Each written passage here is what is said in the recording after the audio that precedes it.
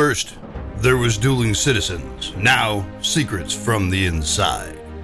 Author Greg Meakin nails it again. Introducing Secrets from the Inside Radio Show.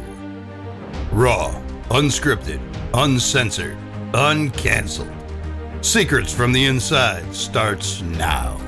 With your hosts, Greg Meakin, Val Olson, and Captain James McCormick. Can we talk about the wedding gift now, Greg? Secrets from the Inside by Captain James McCormick. What did George W. Bush and his wonderful wife, Laura, gift you for your wedding day? Well, let me tell you. So first off, I got to meet him July the 4th, 2005 in Morgantown, West Virginia. Very, very genuine man. And he got an invitation to my wedding, and I married my beautiful wife that I'm married to now. Been married to, almost 20 years now.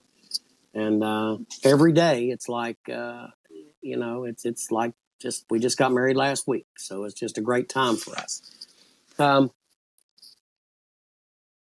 We got this beautiful letter, from the president, signed by the president, signed by Barbara Bush, or not Barbara Bush, gosh. I'm going way back to the president before, but signed, Laura Bush, and we got a gift. We got a gift. We got it was a beautiful piece of ceramic. I think I told you about that. It's invaluable to me, but it wasn't cheap. I will just tell you, they don't give you junk. But for me to be able to get something like that as a wedding gift, a picture, it was a beautiful picture, and it was in, great Texas, what I would, the Texarkana style, beautiful blue hue to this thing, almost like a turquoise look. Imagine getting something like that. I mean, it's just amazing to me. But, that's not a great big secret, but it's a little secret. And of course, you know about the Donald Trump ties. I got a pile of ties. My boys all got a tie. So, James, you glossed over one thing I'd like you to touch on, okay, about the W story. Mm-hmm. How did you meet him? What people don't know, what you will not say publicly, is he requested your present. He was taking pictures of you. He did. And I'll let you, this is James time here. Cap McCormick, Mm-hmm. man. Take a few minutes of how you met him, and also that he used your advice and words. Go ahead. Yeah. Take the mic there, Cap. And I want to hear this again. This is so cool. Well, let me tell you, when I came back, I faced, some of this, that we had protesters. Okay. So don't think that protesting was just, during the Vietnam generation. We faced our protesters as well. And most of them were, again, the same jackaloons that you see now, out there running around, screaming for Palestine, screaming, shit. They just find something to cry about. I mean, transgenders, having babies, all this other garbage, So when I saw some of this happening and the effects on some of the Iraq war veterans in particular, I wrote a letter to President and George W. Bush. And I said, essentially, sir, I want you to know this is who I am. And I gave him my name and my unit. I said, this is what we've done. And, while you are seeing people pushing back and saying that there's no weapons of mass destruction, I can tell you this, that, what is a chemical artillery? We uncovered several chemical artillery shells. So, that's a weapon of mass destruction, people. And so nobody can deny that. We had soldiers that were wounded because they used these chemical shells as roadside bombs. So we've had soldiers that were, that literally got nerve gas while they were overseas. So I don't know who keeps saying this garbage that there were no weapons of mass destruction. Then they come back and they say, well, it wasn't meant to be. Come on, man, don't be stupid. Al Qaeda gets a hold of that. Number one, Saddam shouldn't have had any of it, but he did, and he had a lot of it. And Saddam was a bad guy, unbelievably bad guy, and I can vouch for that on many fronts. So when I wrote this letter, it was because I was partially infuriated dealing with these people. I mean, dude, they would show up at your welcome home ceremonies. Okay, there would be 99% of the people would be good, but there would be a jackaloon out there, or two, or three, holding a sign, "No blood for oil." We support the troops. We don't support the war. I'm like, yeah, get the hell out of here. It's like I'm not ashamed of anything I did over there, and I sleep pretty good with all of it. So writing that letter to President Bush was based mainly on the fact that I saw him. That's my commander in chief. And you're talking bad about us. You're talking bad about him. And I can see this spiraling. We watched the protest. Craig, you saw the protest after Vietnam. You saw how those guys were treated. I saw that as a kid. And I watched that demoralize my father. And I was not going to sit back and just say, well, I'll just ignore it. Go take my uniform off. Nah, bullshit. I wasn't going to do that. So I wrote a letter to the president. And the president, I explained to him that we have pride and that we are honored and proud of the job that we've done. And I explained to him some of the missions that we were on. And I said from Baghdad, from Bunker Hill to Baghdad was the famous saying that I made in there. There are many of us that are honored to serve in the United States military, and we will go back again and again and again if necessary to defeat this enemy. And next thing you know, I get a call and said, hey, the president wants to meet you in Morgantown, West Virginia. And I'm like, well, that's pretty cool. And I mean, literally kind of like we're talking on this radio show right now. I don't get excited over those things, man. Because it's like I've been to a lot of these things before. Okay, so you're going to have me stand out in a crowd with 10,000 other people. That's what I figured. Well, I was wrong. When I got there, the first thing I got done was I got picked up by Karl Rove. Karl Rove said, you're going to sit beside me. And as I was sitting beside Karl Rove and talking to him, Karl Rove, and who I still talk to today from time to time, he said, the president wants to meet with you. And I went back to this hallway, and there was, Senator Shelley Moore Capito and some of our elected officials and a lot of the, the head people from WVU. They were all standing out in the hallway. And they said, all of you stand here. And they said, now, I was a Lieutenant McCormick. You come back with us in this room. The president wants to meet with you in person. Out of all those people, he pulled me out of that crowd. He said, you go back there.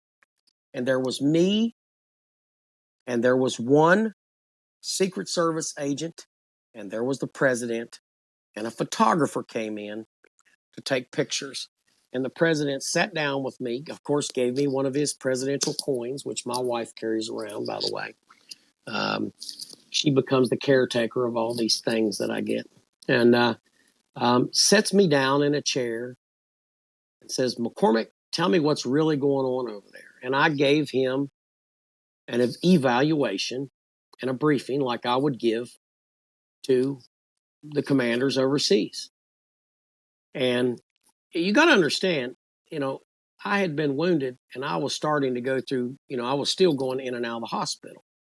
I was in and out of, different units and stuff, but I was on my feet.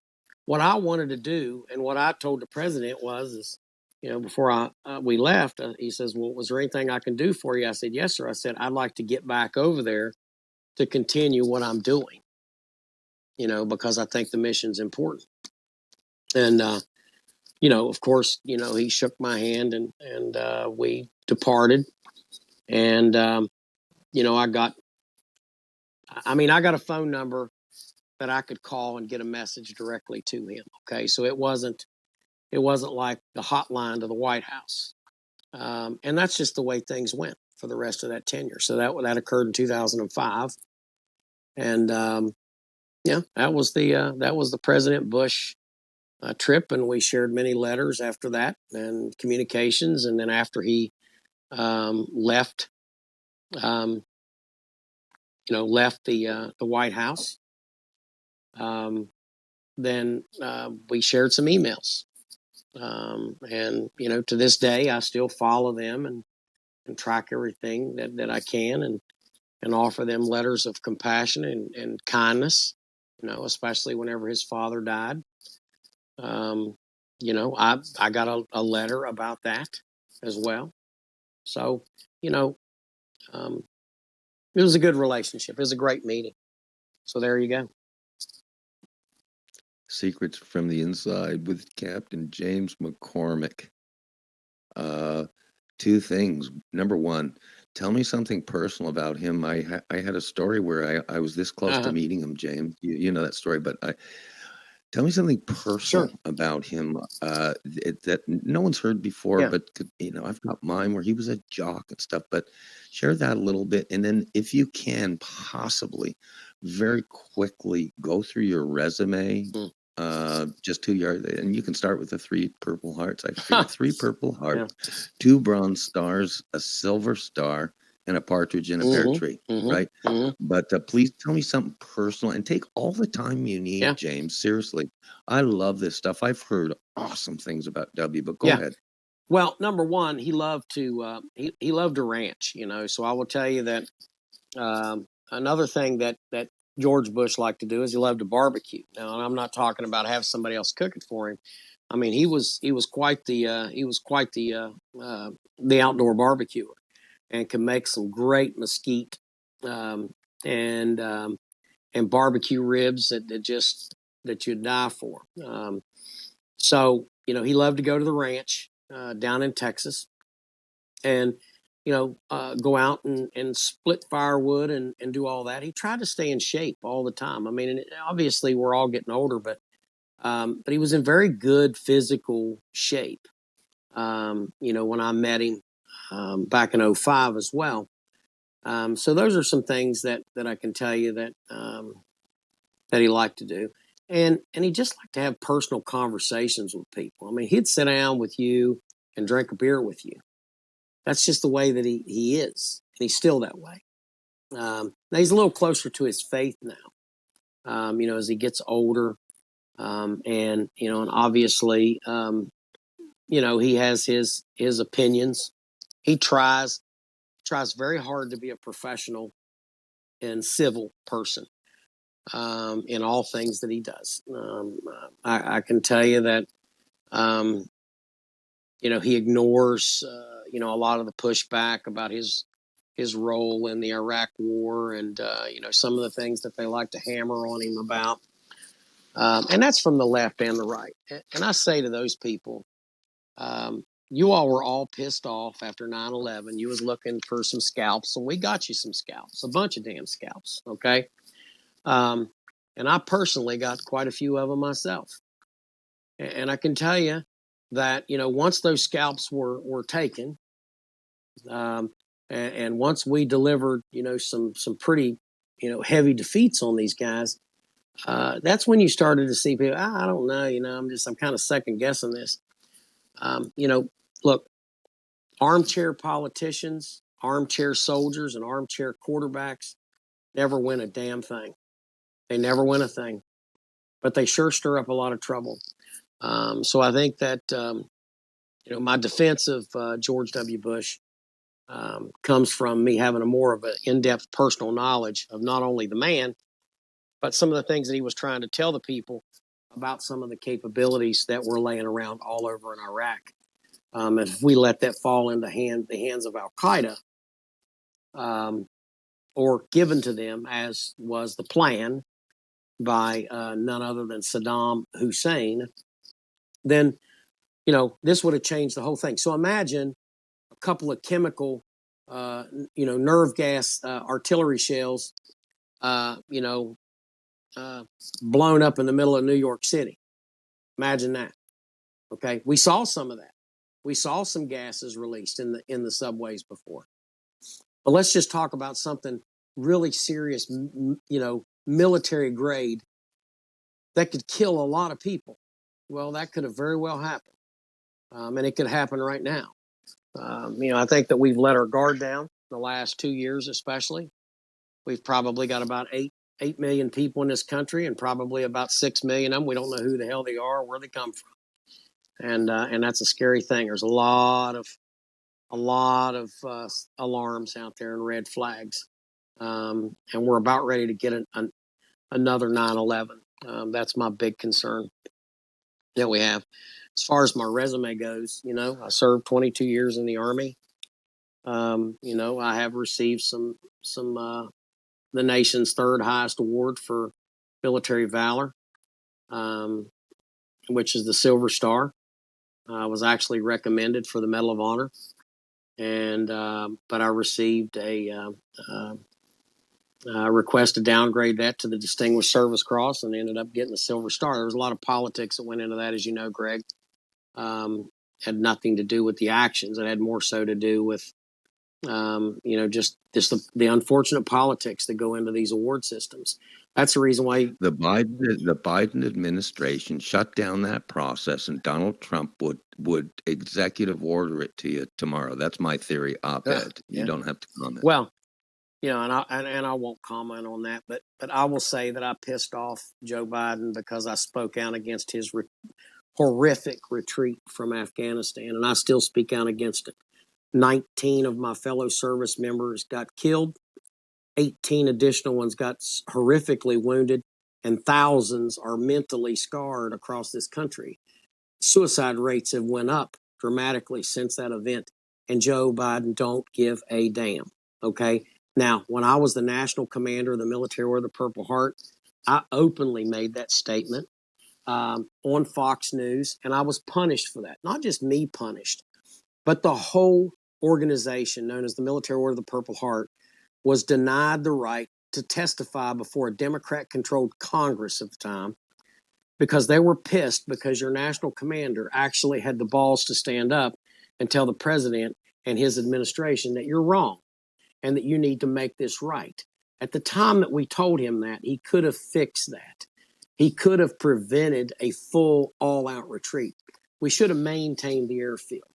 We should have maintained control, and we darn sure should have took all that equipment out there with us instead of leaving it there.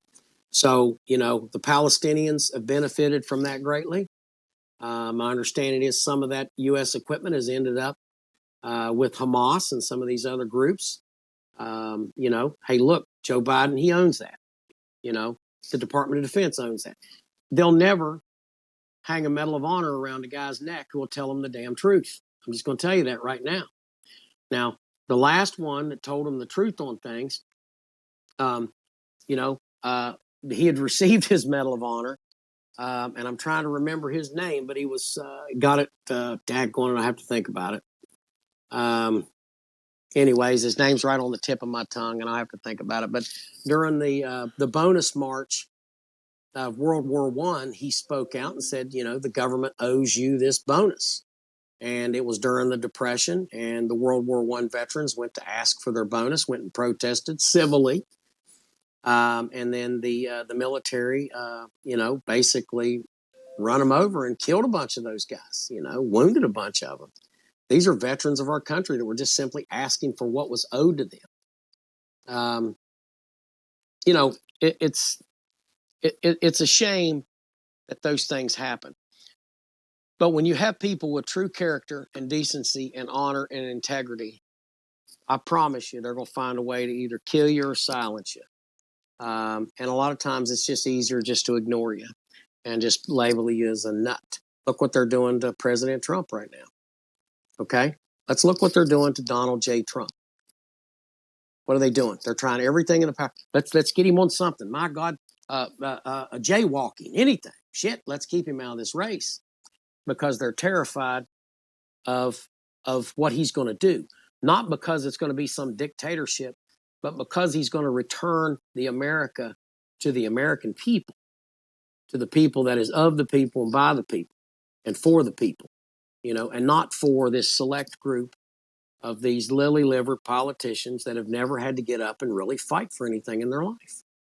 And, that's an unpopular thing to say. I'm surprised somebody hasn't shot me for it already. But if that happens, then you probably know where it came from. It's just the reality of it, guys. I refuse to live in fear and stand in darkness and be a little mouse in the corner. I won't do it. I have people that come out. I had this husband and wife mad at me because I exposed this guy for being a liar, lied, said he had 2 Purple Hearts. And him and his wife have been after me since 2018, and they can't let it go. And, they just keep showing up, saying negative things, nasty things, because they can't handle the truth. The truth is if you would just shut up and quit telling that lie, I'd leave you alone. The same thing with President Biden. The truth is if you just straighten your ass up and act like an American, then I wouldn't tell people that you're wrong. I would say, give him a chance. But right now, we can't give you a chance. We need to vote you out because you're not doing the job. And that whole cabinet that you brought in there, based on, social status, let's hire this person because they're gay. Let's hire this person because they're black. Let's hire this person because they're Muslim. Let's hire this person because they're anything except they're qualified. And, here's the deal. You hire people based on qualifications. Everything else doesn't matter. Because when it really all falls apart, let me tell you, the fact whether they're married to a man or a woman, or whether they're dressing in a dress or dressing in a 3-piece suit, it don't matter. The only thing that matters is if they have the ability to function and do the job. The Department of Transportation has failed miserably. Go to Palestine, Ohio, and take a look. Right there is the full effect of doing what Joe Biden has done. And they still got a problem there. Go to the VA. The VA hospitals should be able to be duplicated. The one, the hospital that I went to in Huntington, I should be able to go to California and get the same level of care no matter where I go. But I know that my care depends on the location more so than anything. Is it a blue state or is it a red state? And it shouldn't be that way. So, anyways, you probably got a little bit more than you wanted to get, but there you go. Captain, I'm spellbound once again today. You can never speak too much because every word, there's not a wasted word. Val once said episodes ago that when you listen to this show, you get smarter.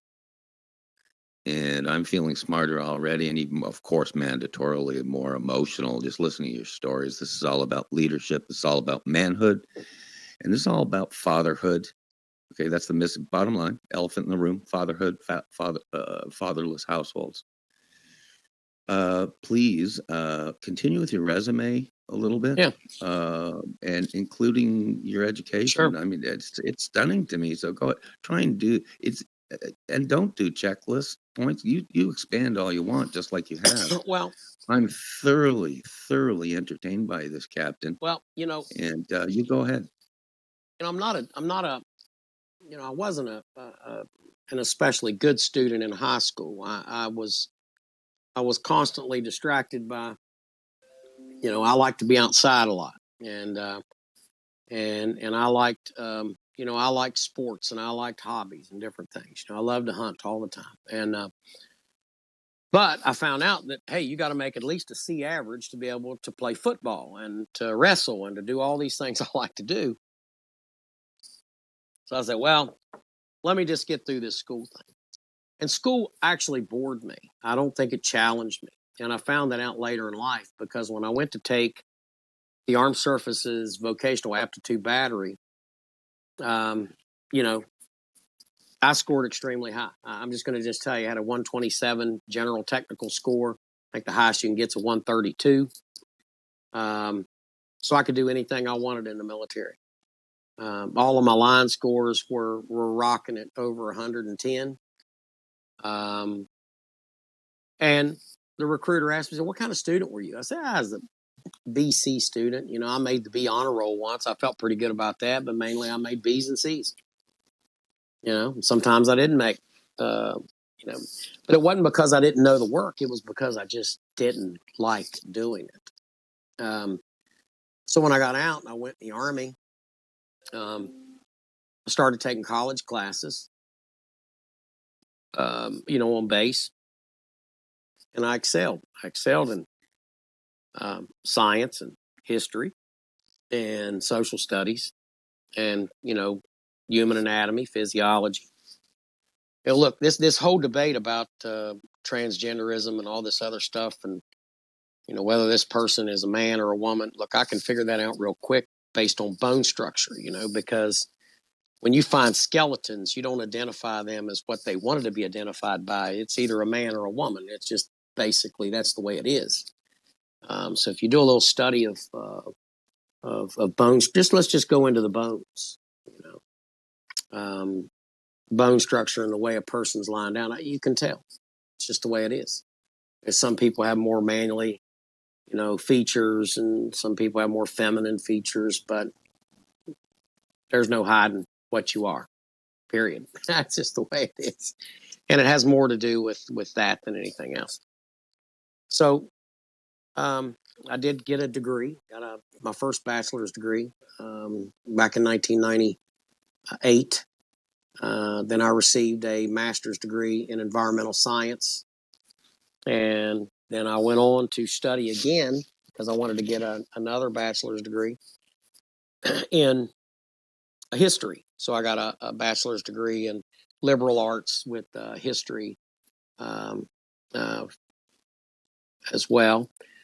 Then I started to study the ministry, and I went to school at Victory Bible College. I received a doctorate of Christian counseling and a doctor of divinity, which comes with the Christian counseling. Let me explain that. Doctor of divinity. A lot of people get those. Those are honorary degrees.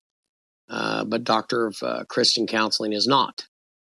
So I took a complete series on how to do proper Christian counseling, and I utilized that for quite a while. And I accelerated in these degree programs. I would go through. I would try to finish class as quick as possible, and would massively triple up and double up. And here's the other thing that I was doing by doing that is I was tackling this PTSD thing, because as I was keeping my mind occupied, studying, doing things, I didn't think about the post-traumatic stress. So I stayed busy. And during that same time, we started a ministry back in 2010 called Raising Cane Farms. We started to help veterans with agriculture, farming. I got very deeply involved in that, wrote the legislation for the state of West Virginia called the Veterans and Warriors to Agriculture Program. I was one of the first 10 veterans in the nation that actually identified as a veteran farmer. And I was growing bamboo and sorghum and, trying to find a new crop, a new market, a new niche.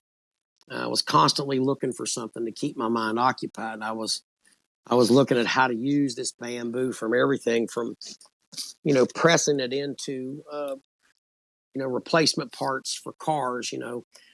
There's so many bumpers that get cracked, and they're all made out of fiberglass or plastic or whatnot. But bamboo makes an excellent property that you can press that into the same material. And the difference is that when you naturally, we have a lot of wrecks in America, but when you hit that bumper with that bamboo, and it shatters, you don't have the pollution issue. You don't have the need to, the cleanup on that is not nearly as bad, and you can compost that. So let's just think of this, instead of going in and seeing junkyards full of all of these parts that sometimes they reuse them, sometimes they don't, we could turn those parts into compost. So yeah, it sounds a little bit crazy, but it was working for me, and also learned a lot. Took a class and studied in phytoremediation, which is the use of plants to remove toxicity in the soils. and actually became a scientific research fellow for the University of Utah. And I still am, and I have been since 2016.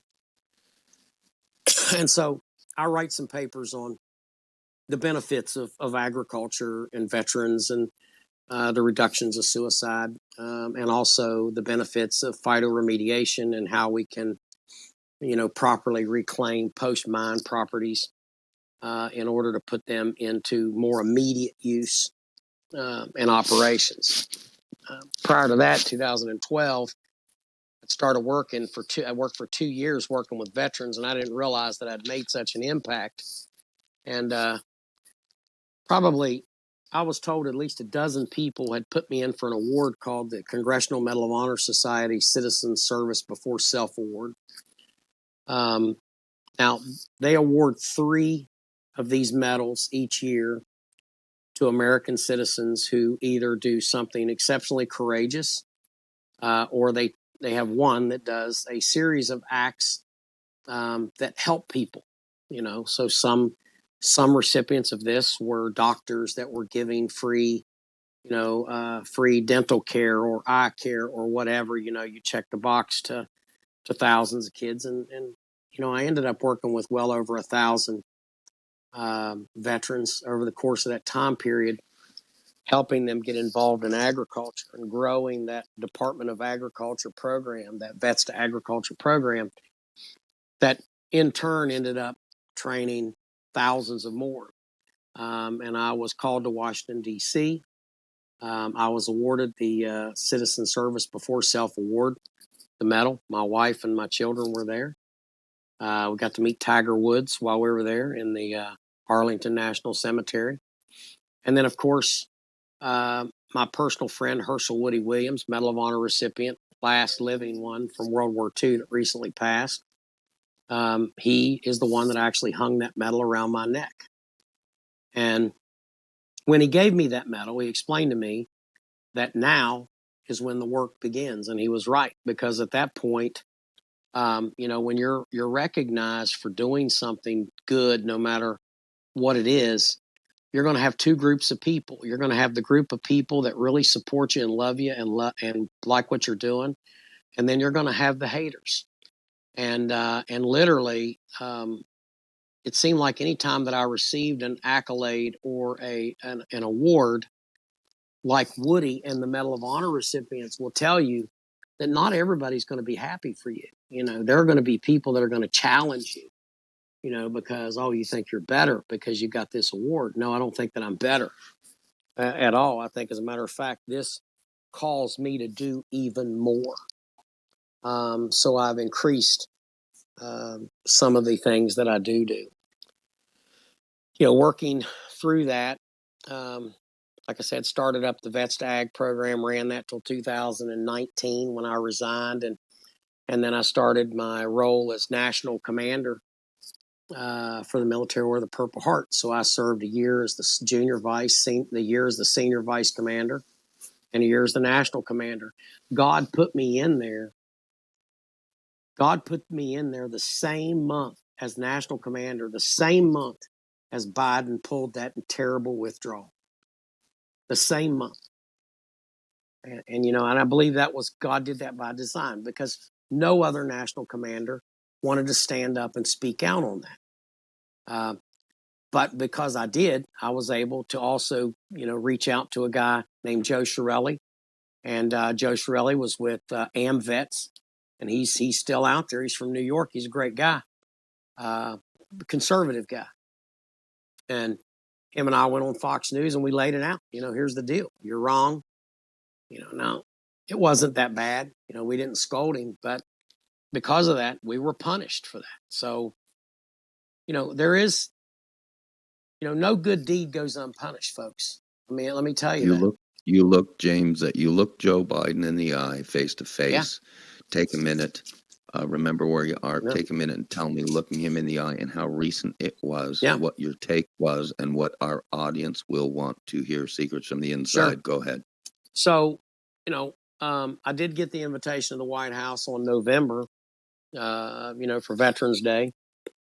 And I did get a chance to walk up and speak with Joe Biden. He wanted to get his picture made with me, and I did not want my picture made. At the time, I said, I'd rather speak to you about something, and then we can get a picture made. And in that conversation, I said, we are already starting to see an increase in suicides. We need, and I 100%, as many others believe, that it was because of the retreat from Afghanistan. And he just kind of started to look away, and one of his handlers came over and started to pull him away. And I said, I would really like to have a conversation with you about some ideas. Not that I want to just shatter your image. I want to tell you how to fix this thing because, he's the president, okay? And it's like he's making calls, and I can either be a jerk and just stand up here and cuss and raise all this hell, or I can give you thoughts and ideas and try my best to help fix this. And obviously, it went nowhere. And he laid one of his coins in my hand, and I do have that coin from Joe Biden. I have several presidential coins, by the way. I've met more than one president, but the conversation could have been better. All this was a horse and pony show to show Joe Biden inviting all these old, wore out veterans, and some of them were out there. Boy, they were sucking it up, the best they could get in there. We got professional politicians in the Veterans Corps, and they live around Washington, D.C., and that's what they do. They go around, and this is what they've learned to do. They've learned to be sycophants, and I challenge them. Every time I see them, what are you really doing? Are you in here really advocating for veterans' issues, or are you in here cutting deals? Because if you're cutting deals, I don't need you. I need somebody that's going to really stand up and say, this is what we need. I can tell you, I was just in Washington, D.C. not very long ago. Went to meet John Tester, went to meet several key leaders, okay, Republicans and Democrats. And the message was the same. Not this flaunting and talking and kissing your hind end. No, it's like you're here to help us. Our country's in a hell of a shape right now. We've got problems. We don't just have veterans problems, buddy. We got economic problems. We got energy problems. We got border problems. And I'm here as a constituent, a citizen, but more so the leader of an organization to let you know that my people are not happy. This is going to be a bad Christmas for a lot of people, man. I'm going to just tell everybody right now, it's not going to be the greatest Christmas.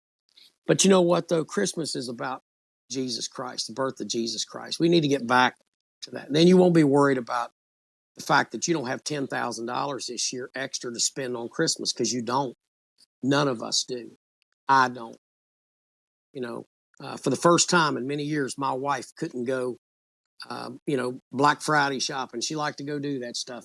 People are crazy. They love that thing. I don't love it, but she did.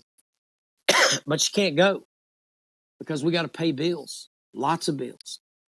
I work for organizations and do contract work, and they're almost 3 months behind in paying me because they don't have the money. And that's just the way that it's going. James. Yeah. I really had to sit my wife down the other day. Us, Greg and Deborah, right? Mm-hmm. I had to sit down and say, it's real simple math. It's simple math. Between Trump economy and Joe Biden economy today, we live on $1,200 less than we did. And it's simple math. And whatever the pay grade or whatever we talked about this in the pre-show. People are getting squeezed. I'm getting squeezed. You're getting squeezed. Funny is, off the record before the show, I said to Val, I'm probably going to have to lay off my IT kids, right? For the whole, right? Yeah. So anyway, Yeah. Merry Christmas. Yeah. We didn't have these conversations under Trump, James. No. Whenever any of the smarty pants folks, tell me how life is going to be just dangerous on under Donald Trump and blah, blah, blah, blah. And I say, I just want my $1.75 a gallon gas back, Yeah. guys. And can you give me my Trump gas back? Seriously. Yeah. Yeah. I mean, And yeah, but exactly. how is your voice? I'm not. I want you to continue a bit. How's your voice and how's your time here, James? That's huge. We're Yeah. obviously there's no such thing. We could be a dance-a-thon. Yeah. Remember 1950s? Yeah. Right, you go 36 straight hours, and we'd Yeah. say, "Hey, Val, we'll turn it over to you. Take the next half hour, right, Yeah. of mic time." Well, Greg and James go have a cold one after talking for 2 hours. This is long form radio. This is 3-hour shows that we used Sure. to listen to overnight. Back to you on that, Yeah. because is your voice okay? 'Cause Yeah. if it is, I'm gonna ask you. It's better. I went through this. So I had a very bad sinus infection. That's what it was. And I mean, There's only two things. It's so tough, but there's only two things I want you to chat about because you're on an amazing roll. One, nobody knows what you went through in the hospital. yeah, Okay, absolutely. this is no bullshit here. Okay, you talk about that a little bit as much, and with you, James, it's always free license. You want to talk 1 minute, 3 minutes, 10 Sure. minutes. I want to talk about that, and then this is if your voice. Handle. I'm the guy with the hoarse voice. I've been working since 4:30 this morning. I slept in today Yeah. and only started at 4:30. I know. I got your time. messages, man. You got I know. My IT kid, he's like, 18 and a half years old. I send him texts at like 5:30 in the morning. What 18-year-old, 17-year-olds awake at 5 in the morning. But the other thing I want to touch on, and this is if you're okay with it. Sure. And I'd like this to be, it's not a Reader's Digest, but you shared the most stunning story that I ever heard on live radio in my life. And I'm an old bastard at 60, almost 65, right? So it was a story, I'm just going to tell you to folks out there, buckle up. It's a story of two Al-Qaeda guys surrendering to you. Something happened to the other 20 guys and a UFO involved, and I need you to take as long as you want, if you want. This is the most stunning thing I ever heard, because I said I never heard a possible solution to the hatred in the world, especially from jihadists. Yeah, well, I've never seen any solution, but you presented one that might be actually a documented fact. Yeah. So here we go. I just turn it over to you, Captain. You just go for it. You're up on the next dance-a-thon. Yeah. Take the next 22 minutes, cowboy. Yeah. There you go. Well, I will just tell you that first. Let me go back to the in and out of the VA hospitals, and my wife traveled with me to Fort Knox, and in and out of Ireland Army Hospital, putting up with all that bullshit with the warrior transition teams. And, it was a tough time in the military. I wasn't looking forward to getting out. I didn't want to get out. As a matter of fact, if they would call me back, I'd go back today, and go back overseas. And even though I'm getting older and I can't move like I used to, I figure my body would either adjust or I'd die. And look, I'm okay. You know what I mean? I'm not afraid to die. Now, some people are terrified of dying, and I think that's mainly because they don't have the ultimate belief that when you die, your soul will either ascend to heaven or go to hell. And I know mine will go to heaven. Why? Because I'm saved by the blood of Jesus Christ. And the best thing that could happen to these Islamic extremists is for them to find some of that love in their heart, and they'd stop doing all this stuff. There's no way that they can justify, even in their own religion, what they're doing is right. And I think that was the message that was relayed to these two Al-Qaeda operatives who were part of this major ambush that was waiting on us down around southern Iraq. And then they ended up coming running out, surrendering, screaming about, in Arabic about some aliens that had sucked their friends up in like a tornado. I mean, it's the darndest thing. I mean, we went to the site, we looked, we found lots of weapons. I had a garbage bag, okay? And I had a duffel bag. A garbage bag, it was full of ammunition. Duffel bags, it was full of AK-47s, RPGs. Ask anybody how many daggone weapons that I picked up in that. There were just 40, 50 different weapons, okay? And unbelievable explosives that were lined up waiting on us. And all of a sudden, you know, these guys come running out and they're surrendering. And it's like, where is everybody at? What happened? What happened? So they're screaming and they're going crazy, and our interpreter's going, they're screaming something about aliens. You know, are they running from somebody? And then when we got them, we found out that they were hardcore guys, man. I mean, these were killers. These were kid killers, man. These were people that would murder you, no problem. And as we got into the discussion and the interrogation piece of this, what they explained had happened is that that they were approached by these two orbs, and they were like silver in color and gray in color, and that they had just basically came in, and all of a sudden it was like a windstorm, and it was like a tornado had sucked up. They were just totally sucked up in this tornado. They just disappeared, you know. And these guys were hiding in and around a place called the Ziggurat in southern Iraq. And they said that this thing came down and spoke to them and said that they had to give up. They had to stop what they're doing because they're not going to go to paradise. You see, these guys weren't afraid to die. They were not afraid to die. But they were afraid to die and go to hell. Now, like it or not, you know, most people that study Islam believe in they call it paradise, we call it heaven. But they believed in their beliefs, and they've had this pounded in their head since they were kids, that if you kill the infidel, you automatically go to heaven. Well, they were let known really quickly that that's not the case. You are fighting against people that are doing good things. And if you do this and you're killed in it and they kill you in this, you're not going to paradise. And none of your friends have been to paradise either. So that's what really scared them into surrendering. So I say that to you all because it's true. It really happened. You know, I witnessed it. Several other people witnessed it.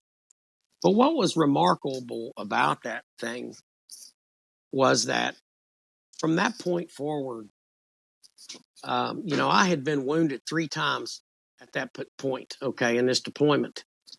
But after that, you know, I had bullets pass through my pants leg.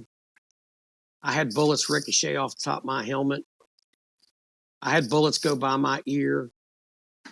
And I had soldiers experience the same thing that were all part of that one group. We never got a scratch after that. So you just think about that. When I hear people talk about aliens and UFOs, well, okay, I think more on the case of maybe these are angels. You know, maybe if you read the Bible tells you that we are visited by angels unawares all the time. You know, when you entertain a stranger, you may entertain an angel unaware.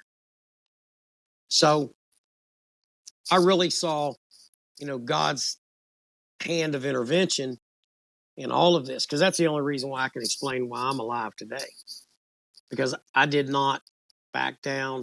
I did not hide behind. I didn't. Hell, if I'm hiding behind something, guys, I can't see to shoot. I can't see to give commands. I have to have my head up looking around. And God protected me. That's just the facts. It's the truth. Losing my voice though, buddy. I'm about done here. James, yeah, and parachute out anytime you want. This has been incredible. Seriously. If Val, I just could turn it to Val here a little bit. She's just been incredible. But anytime you want to parachute out, that's great. But if you want, before you sign off, please tell people about where they can find you and continue mission a little bit if you got that left. Sure. And then we'll retool our dance floor here. Yeah. Right. Yeah. Set up my my governor's campaign for Alberta. Oh, dude, ready? Can you imagine? It's too bad I laid off my IT kids. This might have been a good show. We don't need it. See what, we don't need it. I'll just jump in the truck and drive up there. I've got a passport. I can cross the border. I know you will. By the way, we have a date. We have a date out here. It's going to be a dig, and it's going to be a visit with the sheriff, and blah blah blah. Okay, anyhow, that's still on. But to tell people about yourself, plug yourself here. Sure. I'll let Val, and I really, before you leave, I would love Val. I can't believe it, Val. I'm just been listening, and you've just been listening to this amazing stuff. And then Val, I'll turn it over to Val, literally for her quote, too bad intro, but extra with you. She's deeply passionate about this stuff, but talk a little bit about yourself again, James, sure. And then turn it back to Val here for extra, at least there. And there you go. So we have a radio show every Friday night, runs from 10 to midnight. That is on Eastern Standard Time or 7 to 9 Pacific Time.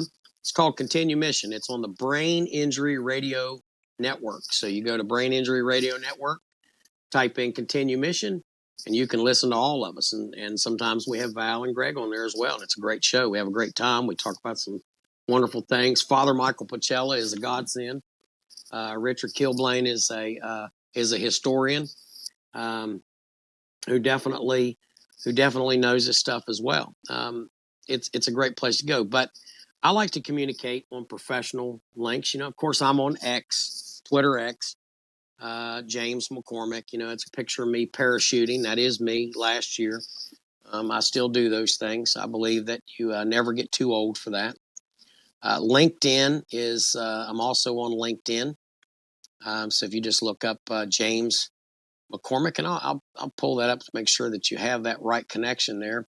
I love to connect with people on LinkedIn. It's a professional network, and I enjoy it. So it's just James McCormick, and it's DD, for Doctor of Divinity, and CSP, Certified Safety Professional. I've got about 14,000 followers on there. So come on there and check me out. Also on Facebook. And you can come look me up on Facebook as well. I'm on there, and we run a few other sites as well. So just reach out and we'll chat.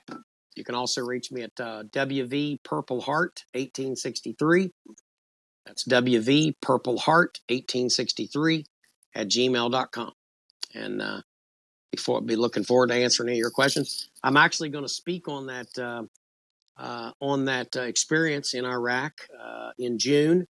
I've been asked to come and be the keynote speaker for a conference, and it's a conference with people both of faith and science conference. So I'll be there for that. That's it. James, you touched over just behind the scenes of your life, and I wanted to bring it back to you just kind of glanced over it, but you've spoke to presidents, you've met with key people, and yet you take the time and you invest in what's right in front of you. And I'm talking in particular to that young man that you're taking 24 hours of your time. Can't put a price tag on time, and you're working with him, you're mentoring him. You never know who listens to this show. I just wonder if you have a word for him, a message for him, because you're not so important that you don't come back to that what's right in front of you, from the home front to investing in mentoring in these kids. I recently watched videos of you just giving a word of encouragement to vets, especially on suicide. You stop what you're doing, and you hear from God and you act. So touch on that if you can. Sure. I would like to say that everybody has value.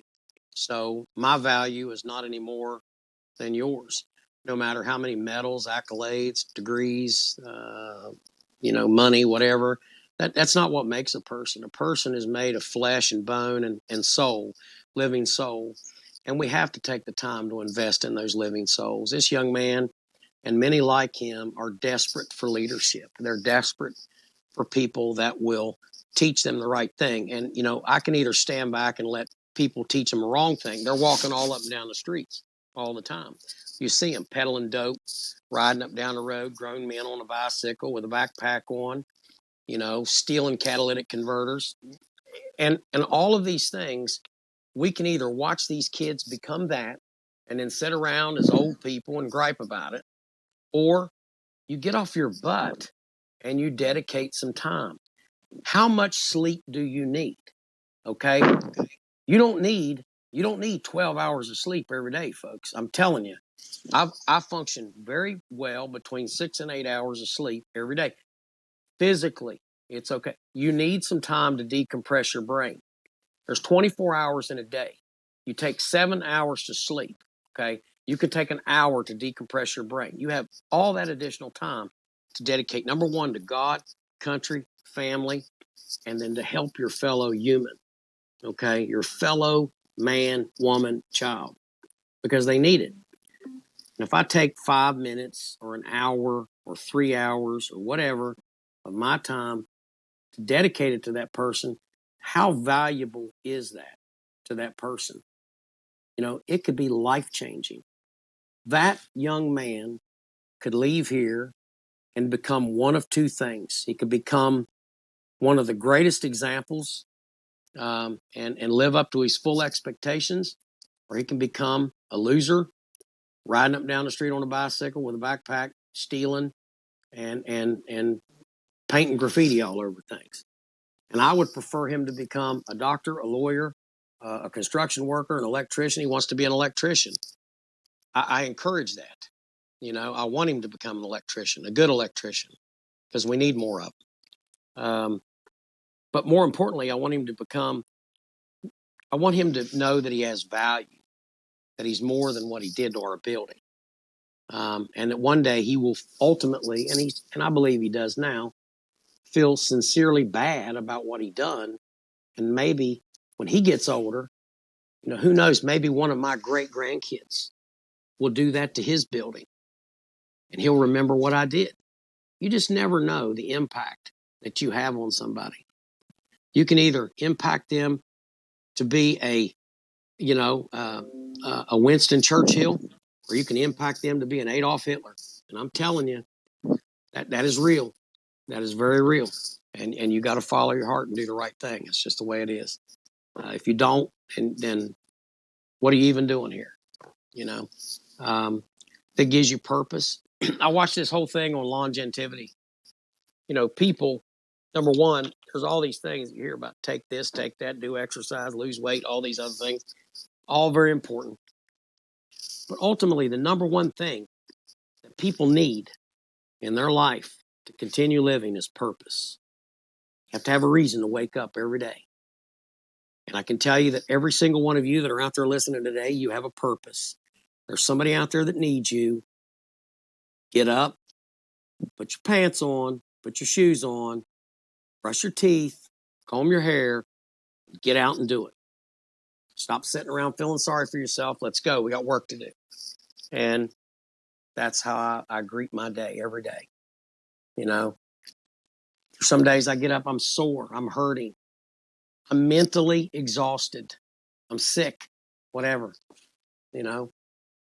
emotionally exhausted because you put up with all this BS, that's going on around this country, and people personally attacking you, for whatever reason.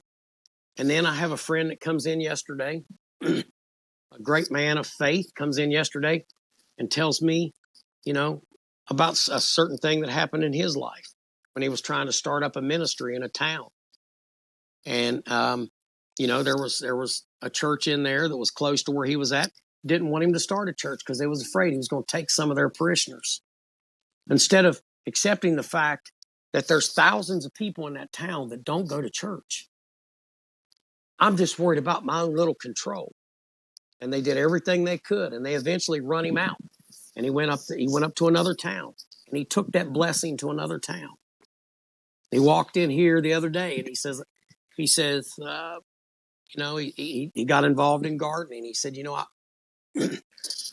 he said, my life brings me back to James McCormick, and we've known each other since probably 2008. Okay. And he says, and I noticed that my life just keeps bringing me back to you. We always come back. He said, I went through this hard time. I left, went to California. He said, then I came back. He came back, and I talked to him about farming and agriculture. He's one of the best farmers over on that side of the river. And he said, you like carrots? You like this? You like kale? Absolutely. Goes back to his house, comes back probably 35 minutes later, 3 big bags of vegetables. It's going to take me a week to eat all those vegetables, but I'm going to eat and eat healthy. Okay. But these are the things that happens, and it's like, and he has a church over in Pomeroy, and he's like, and he said, like, I said, I want to come sit in your church. He said, no, I want you to come preach at the church. I want you to come preach a message at the church. I said, I can listen or I can talk. It doesn't matter. Because, we all have to be fed. So, but anyways, yes. That is so good. Yeah. Keep going. Keep preaching. This is what people want. This is the real meat and potatoes. These fake pop-up, show up at church, check in there, get your little gold star because you came to church today. It's wearing thin. People want the real meal deal. So keep going. Sure. Yeah. Look, if you're really going to follow the teachings of Jesus Christ, you have to give time to kids like the kid that painted our building. Okay. You just got to. What did Jesus do whenever they brought the adulteress to him, and they were going to stone her? And he said, let him who hath no sin cast the first stone. That's the first thing I thought about when I saw that boy and his grandmother when she brought him in here, and was worried that I'm going to be some, evil man, that's going to try to put her grandson in jail and ruin his life. I thought, let him who hath no sin cast the first stone. That went through my head. First thing, how can I cast a stone at this boy when I've done the same kind of things and worse? I just didn't get caught all the time. They didn't have cameras back then. Thank God, and cell phones, to capture all these things. But I say this to you all because the hypocrisy of some people is what's driving your church members away. So if you're, if you're looking to get people to come to church, and you're constantly hammering on people, look, people know your history, okay? And every saint has a past, and every sinner has a future. Don't ever forget that. And it's never too late, even for those Al-Qaeda insurgents. It's never too late for them to accept Jesus Christ, ask for forgiveness, and walk away from that evil lifestyle. Same thing with all the Palestinians, all the radical Islamics that are out there. I don't think that all Muslim people are bad. I just think that fundamentally that their faith is flawed. Their faith is flawed if they believe that it's okay to destroy and kill and lie. If they believe that, then their faith is flawed. And I think that even their own Bible will tell them that. If they actually read every chapter and every verse. But we have Christians that do the same thing. They cherry pick, right? They cherry pick something that fits their flavor of the day, what they want to slam somebody or make fun of somebody for. let me just get this one out there. Thou shalt not, committeth adultery. Well, it says there's a lot of things it says you shouldn't do either. Have no other gods before me. So let's think about that. Do you put something before God? Do you put money, fame, your own little personal reputation? Are you worried about what some little weasel's saying on Facebook about you more so than what God thinks about you? Those are the things that should be moving around in churches. And we need to get preachers out there that are less worried about, their lifestyle, how much money they got. And there's a lot of them out there. Some of them give us a bad name. They really do. And they need to fix themselves. They need to correct themselves. They need to get themselves right. I'm not saying that they can't have wealth. I'm not saying that they can't have a home and decency. But what I am saying is that maybe, just maybe, you're not tithing enough. If you have billions of dollars in assets, you're really tithing. Because I can tell you what $1 billion could do. I can tell you what $1 million could do for a little town in McDowell County, West Virginia. We could do a lot with that. We could help a lot of people. We could build a church. Heck, we could build an education center to try to help educate them and elevate them out of poverty. Not just give them something, not some form of socialism, but create skills and jobs. Those are all good, godly things to do, folks. And you need to find your niche. You need to do it. And you need to stop making excuses for not doing it. And I'm just about done with my voice, folks. Sorry. Well, that was so encouraging. Find your tribe, and I'm going to put that contact info in this tweet. So those of you that are listening and want to know more about what James is talking about, this real relationship with Jesus Christ, then you can, if he preaches, I'm going to get the link. We're going to get it up on YouTube, and we're going to spread it far and wide. But Captain James, if your voice is almost gone, you just sign off whenever you need. And James, we'll definitely do a follow-up to this amazing marathon discussion. We're going to do probably the first. It's called Ad Hoc, Greg Ad Hoc Radio Show. All right.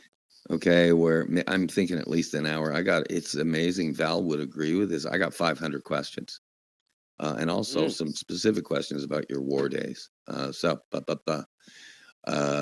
Just parachute out. I thank you deeply, as ever. I thank you deeply from my heart. I salute to Father Mike, to obviously Rich, to your 50,000 guys now, your Purple Hearts. I salute your 200,000 live listeners. I salute all of the organizations that you follow. You are what is called leadership. You are the poster child for manhood, and you're the poster child for fatherhood. And what's missing in today's world, that's kind of going to be the follow up. Because I chatted about this in the pre-show with Val. I've just determined that my entire life mission of my brand is fatherhood. And then we answer the fatherhood questions, the leadership questions, and the manhood questions. We fix everything, Captain. So there you go. Cheers to you. Salutes. Take care, guys. Goodbye to Captain, and I'll see you next time. Okay. Ad Hoc. We'll be talking about this in the next, maybe over the weekend or something, James. So I know you'll find time in between the museum and babysitting your granddaughter and taking care of Cookie the puppy and the whole shebang. Okay. But God love you.